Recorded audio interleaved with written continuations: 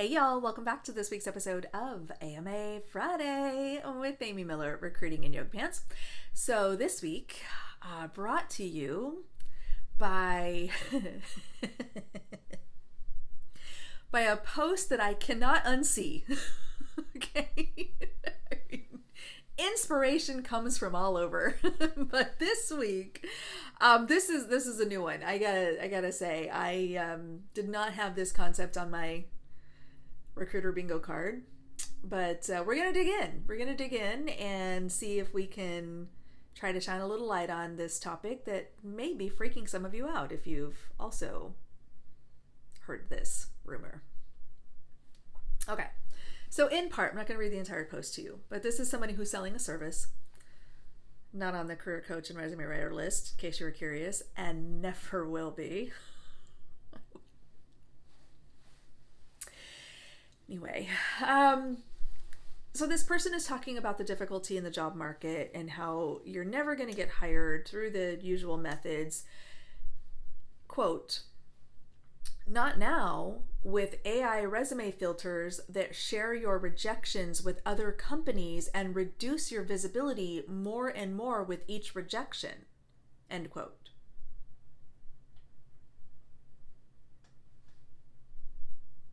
What? So let us just recap. We've had this discussion in the past. The difference between opinion and fact. Okay, so an opinion, I feel like, I think, I am of the opinion, there's an opinion. I hate licorice. Black licorice in particular. Ugh, I cannot stand it. I do not like black licorice.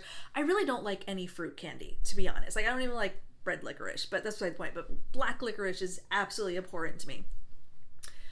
I don't like black licorice. That is an opinion. Black licorice is made from beetles. No, I don't believe it is. Now that is a factual statement, or a statement dressed up as a fact. I think we can all look up the ingredients in licorice and recognize that beetles are not one of them. I haven't actually looked. Should I look? Am I going to get proven wrong? Hopefully not. Licorice is made of car parts, okay? How about that? Just in case. Of course it's not. But I can say licorice is made of car parts. It's a fact. Doesn't make any sense, does it? Well, it makes more sense than the quote I just read you. Okay? And that, again, that's a difference. But I could have an opinion. I think that my rejections might be being shared, or I worry that this is happening, or I heard a rumor that I haven't substantiated that this might be. That's an opinion. This is actually written as a factual statement. There's a subject, there's the AI resume filter, there's an action, share your rejections with other companies, and there's an outcome, reduce your visibility more and more with each rejection. Except, absolutely none of that is true. I'm not even going to touch the AI resume filter. I'm going to let that alone, because God knows we have beat that to death. I want to talk about candidate privacy. You know how y'all love to complain about creating a Workday account? Do you know why we do that? I don't use Workday. I don't do it, but do you know why companies do that? Why Workday does that? Because the information that you are providing is specific to that organization. I happen to use online banking, and I have a username and password with my credit union, and my credit union has thousands upon thousands of members. Big bank, many locations. We all have access to online banking. We all set up our account access. We all put our money in, take our money out, do our thing with our finances in our account. It's all the same bank. But do you think I get to access my neighbor's account because we have the same bank? We're both logging into the same tool. Why don't we have access to the same information? Why can't I share my bank information with him? I mean, I could give him my username and password, but I'm not going to do that because that's private to me. My husband can access it because it's our account. That information, much like your candidate profile, is not shared outside the family or organization. I know, insert something about how employers aren't your family. I know. I'm making an analogy here. So when you are logging into your Workday account at a particular company, the data that you are entering is going to be specific to that company. The other company you're applying to, who also happens to use Workday, is not going to have access to the information you gave company A. Just because you're logging into Workday, just like I'm logging into my online banking, does not mean that different customers who use Workday or online banking are going to have access to the same information. Your privacy is important. So, I feel very confident in saying, in my opinion, it would violate not only common sense, but undoubtedly some kind of privacy laws or certainly GDPR, I'm sure, but who knows, any number of like ethical, potentially even legal considerations to share applicant data across companies. I cannot fathom any scenario in which that would be allowed. Full stop. Especially if companies are competitors. Can you imagine if Meta was like, oh, hey, we rejected this software engineer. So, hey, Google, just so you know, you don't want to talk to that guy. We turned him down. Can you imagine? It's not happening, you guys. I don't care what this person said. It's not happening. Furthermore, 2 quick stories for you, okay? Very quick. I can't even see everything in my ATS.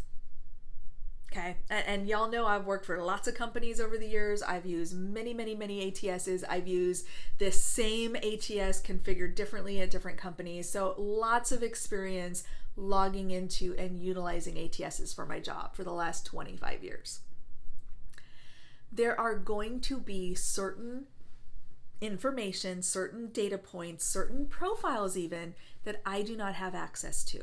A great example of that is HR and recruiting data. And what I mean by that is recruiter profiles. Unless a recruiter, for reasons that would not make sense to me, applied to one of my roles, I am actually not going to see their profile because I don't have access to HR recruiting hiring at any organization. I never have in my life. Now, if I were recruiting for HR recruiters, then of course I would have that access. I would have a bona fide business need to have that level of access and to access those particular profiles. Exec is another good example. I don't get to see executive profiles. That's a different recruiting team. They have access to those types of profiles and people who've applied or people who've been, sourced or found or what have you. So again, business need. I don't have a business need to see that, so I'm not going to see it. I also can't see my own profile. Matter of fact, at Google, there was a rule that if you got caught looking at your own candidate record, like if you were in recruiting at Google and you had access to the database and the ATS and all the things, if you looked yourself up, you were instantly terminated. This apparently happened while I worked there. I heard about it. I didn't know the person, but In fact, they even warned us, like, if you accidentally stumble across your own profile, like, don't click on it. But if you accidentally do, you better call this number quick, or Slack your boss or whatever. Or, well, we had Google Chat. But anyway, you better tell somebody, because otherwise you're terminated like 5 minutes later. That is how seriously organizations take candidate privacy. We don't even give hiring managers access to all the data. They get to see what we want them to see. They can see, almost always, they can see internal candidates. They can see the profiles that we have pushed forward. So there's checks and balances and permissions on what you can or cannot see. So this idea, let me read it again.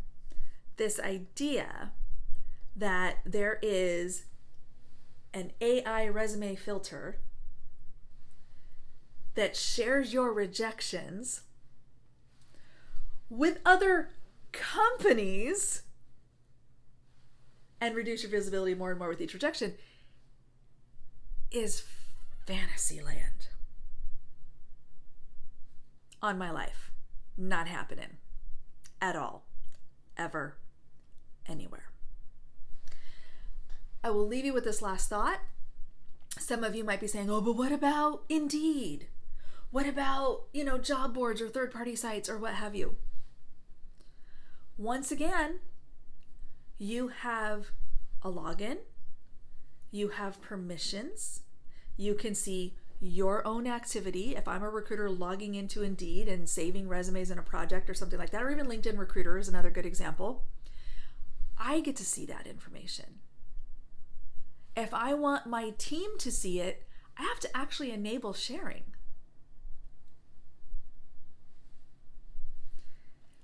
Please, please, please stop taking advice from people who have never actually touched these sites, these programs, logged into these systems.